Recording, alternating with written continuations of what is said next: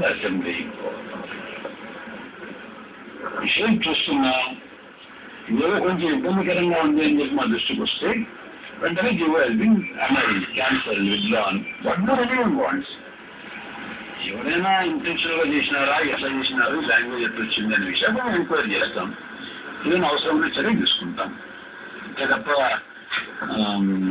ఇదేదో 38 జీవో విషయం సీఎంకి తెలుసా తెలియదా, అసలు ఆయన ఫైలుపై సంతకం చేశారా లేదా అనే విషయాన్ని నిగ్గుతేల్చడానికి రాకేష్ అనే యువకుడి ద్వారా ఈటీవీ సమాచార హక్కు చట్టాన్ని ఆశ్రయించింది. అయితే సీఎం పేషీలో అధికారులు ఫైలు వివరాలు అందించడానికి నానా ఇబ్బందులు పెట్టారు. జియో బయటకు వచ్చినప్పుడు సీఎం గారేమో నాకేం తెలియదు అన్నారు. అంటే కింది స్థాయి అధికారులు వాళ్ళని సంప్రదించకుండా చేశారని చెప్పారు. నాకేమనిపించిందంటే అధికారంలో ఉన్న వాళ్ళకి తెలియకుండా ఏం బయటికి రావాలి, సరే ఎట్లా అయింది సమాచార హక్కు చట్టం ద్వారా తెలుసుకోవచ్చు కదా అని నేను ఫిబ్రవరిలోనే ఒక అప్లికేషన్ ఫైల్ చేశాను. సాధారణంగా 30 రోజుల్లోపు ఇవ్వాలి, వాళ్ళు ఇవ్వలేదు. 30 రోజుల తర్వాత కూడా నేను వెళ్ళి మళ్ళీ ముంగట అప్పీల్ అని ఉంటుంది, అది కూడా చేశాను. చేసిన తర్వాత ఒకరోజు ఒక లెటర్ పంపించారు, వచ్చి చూసుకోండి మీ ఏ పేపర్స్ కావాలి అని. ఆ రోజు వెళ్ళినప్పుడు ఫైల్ చూస్తారా లేకపోతే ఫైల్ కాపీ కావాలని అన్నాను. చూస్తాను, కాపీ కూడా కావాలన్నా. లేదు ఏదో ఒకటి అన్న. సరే అని కాపీ ఇవ్వండి వచ్చేసాను. ఫస్ట్ మీరు లెటర్ రాశారండి వాళ్ళు, ఫైల్ రెడీగా ఉందండి, 40 రూపాయలు కట్టి క్యాష్ లేదా డీడీతో కట్టి తీసుకోండి, ఫైల్ తీసుకోండి అని. ఫస్ట్ మీరు రాసిన లెటర్ 8 పోస్ట్ చేశారు ఒక జిఐడి వాళ్ళు. అది తీరా పోస్ట్లో వచ్చి ఓపెన్ లెటర్గా 25 తారీఖు చేరింది. నేను లెటర్ తీసుకుని వెళ్తే లేదు డబ్బులు క్యాష్ తీసుకుని ఓన్లీ డీడీతో ద్వారా తీసుకుంటామని చెప్పారు.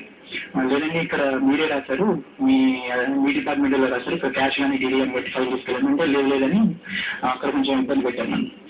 ఫైనల్గా ఏదో తీసుకున్నారు. ఆ రోజు May 1st రోజు ఫైల్ రెడీ ఉందని చెప్పారు. 21st రోజు వెళ్తేనేమో ఈ file important file additional secretary గారు చూస్తున్నారు, సార్ లేరు, మళ్ళీ రండి అని మళ్ళీ నెక్స్ట్ డే.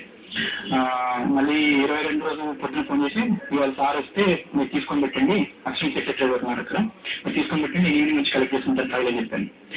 మళ్ళీ సాయంత్రం ఆయన ఫోన్ చేసి లేదండి సార్ ఇవాళ మళ్ళీ వెళ్తున్నారు, చాలా ఇంపార్టెంట్ ఫైల్ అది, సారే చూస్తున్నారు, మీకు సారే సైన్ చేస్తారు, సో మీరు మళ్ళీ రేపు రండి అన్నారు. ఫైల్ ఎవరు ఇస్తే ఏంటండి, ఫైల్ రెడీ ఉన్నప్పుడు సార్ ఇవ్వాలండి, అది ప్రోటోకాల్ ఏం కాదు కదా, మీరు ఇవ్వండి ఫైల్, అదేం గిఫ్ట్ కాదు ఏది కాదు, ఫైల్ తీసుకుని పెట్టండి నేను నుంచి తీసుకుంటాను.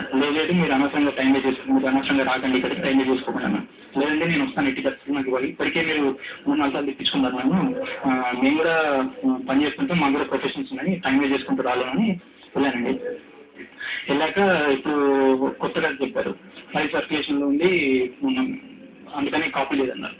మీరు ఫస్ట్ మీరు లెటర్ రాశారు, నాకు ఫైల్ రెడీగా ఉంది తీసుకెళ్ళండి. మళ్ళీ సర్క్యులేషన్కి వెళ్ళి ఎట్లా వెళ్ళిందని అడిగితే లేదండి ఫైల్స్ తర్వాత కూడా అవసరం వస్తాయి, సర్క్యులేషన్కి వెళ్ళిందన్నారు.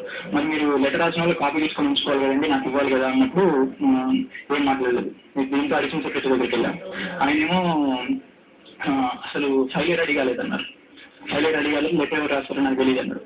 మీ పేరు మీద వచ్చింది sir letter, additional secretary protocol పేరు మీద వచ్చిందంటే రోజు ఎన్నో లెటర్లు వస్తుంటే అన్నిటికీ నేను రెస్పాన్సిబుల్ కాదు కదా అన్నారు. సరే మరి నా పరిస్థితి ఏంటంటే నన్ను ఎందుకు పిలిపించారు, 40 రూపాయలు కూడా తీసుకున్నారు, మరి నాకు ఇంట్రెస్ట్ చేస్తాను 40 రూపాయలు అడిగా. సరే మీరు వీకెండ్ వరకు రండి, ఫ్రైడే సాటర్డే అని.